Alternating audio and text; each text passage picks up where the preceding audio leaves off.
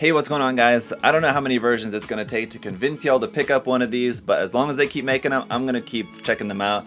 This is the Nightmare Claw version of the ExCreR. I love these kits. This is the third version of this kit now that I've built, and now I'm obviously reviewing here for you guys. Awesome kit in its many variations. I highly recommend it, but let's go ahead and check out the latest version in today's review.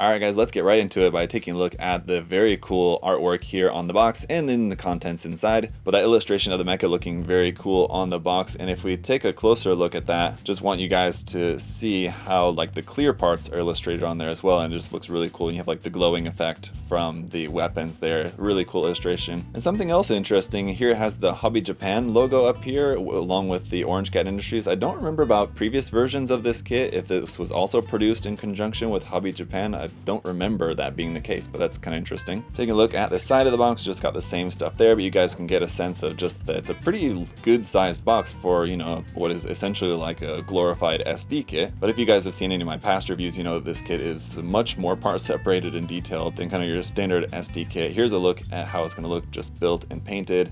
Looking very cool. Really love the design of the ExCreR and its many variations.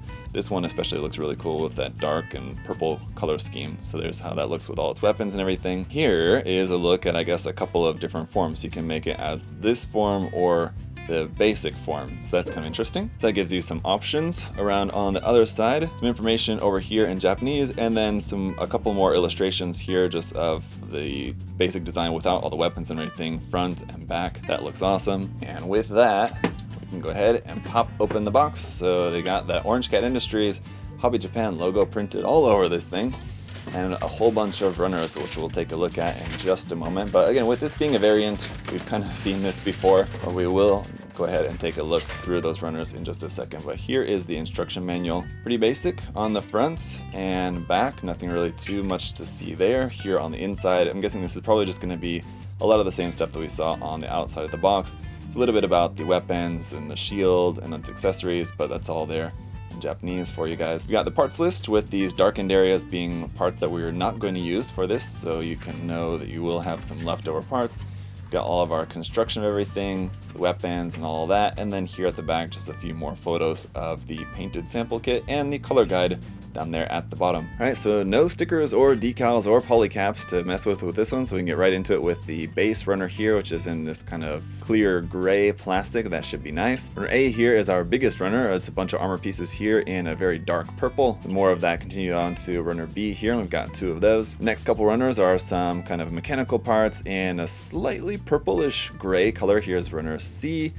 You also have runner D1, there you can see some weapons parts on there as well. And then runner D2, we've got two of these. Runners E1 and E2, of which we have two of, are in this very dark navy color, very similar to like what you would see on a Banshee kit. Runner F1, we have two of, one in clear purple, one in plain clear, and then runner F2, we only have in just plain clear right there. Runners G1 and G2 are some more parts in that gray color, weapons parts and mechanical parts. Here we've got two of runner G2. Runner H1 we have two of, some more parts there in dark purple. Runner H2 and H3 on the other hand are some more parts in dark navy. Then like with runner F, runner I1 here we have in either clear purple or plain clear, and the same thing for runner I2. You have the same runner in both plain clear or clear purple. And here is how the kit looks when it's all built up. Now obviously that really dark color scheme of this is just going to kind of hide a lot of the details, to be honest, but once you get in and look at it up close and you can really appreciate all of just the details and all the angles and everything, I think the clear purple parts look really nice, even though it's kind of like dark clear parts set against dark opaque parts. It doesn't really seem like it would make sense, but I think it works really nicely actually. The clear purple looks really nice. It's just like a little accent there amongst all the dark armor pieces. Now let's go ahead and take a closer look at it here. Now I've got it up on the base. You can make it stand up. It's got these little fins on the back of the feet that fold down and that'll help it to stand, but I think probably just keeping it up on the base is the better way to go. As far as these different option parts, you don't have any optional hands. It really would have been nice, and maybe hopefully in some future version of the kit it'll come with some different hands. I'm not aware of any of the variations of this kit that do come with any different hands for that. You could probably use any like Kotobukiya MSG option parts hands. The cover part on the back of the hand obviously would match, but like the general size and style of it I think would match probably pretty well. So as for our accessories, we have the same rifle that's been with I think all the different versions of this kit, which is pretty standard. It looks really cool though. The clear parts in there just being plain clear look pretty nice. They match the box art with them being like lit up white on the box art. It looks really cool. We've also got the original shield, and now you can have that without any effect part, I suppose. Just have it as just the shield, but you have two different effect parts for this. One is a chainsaw blade, one is a kind of more like a 00 or Exia style Gundam clear effect sword blade here for this, which again in clear purple does look really cool. So you can use that with the kit. You also have our two standard beam sabers for this. One is like the kind of Gundam style, and one's more like a Star Wars style lightsaber, just in terms of the shape of that, but the handle is molded in the same color, so you will need to mask that and paint that off. Not too big a deal. The new shield, simple as it is, but again the clear purple looks really nice.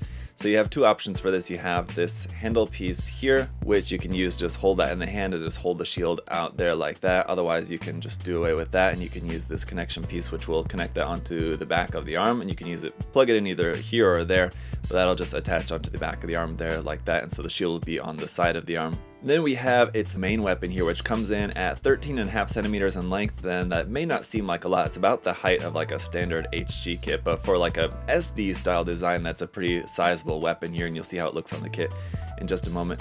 You also have the option of taking off the handle. You can take off the handle and just use that as a knife. You can see there's your knife blade folded out. I don't really particularly care too much for that. It's just kind of okay, fine.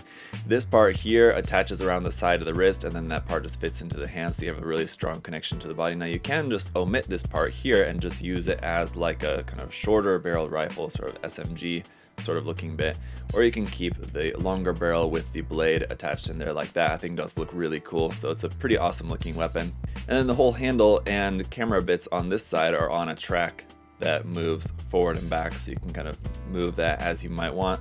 Even though the barrel is like completely different shaped, it does just kind of remind me a bit of like the beam cannon used by like the Tall Geese, maybe like especially like the Tall Geese 3, but it's a pretty awesome looking weapon.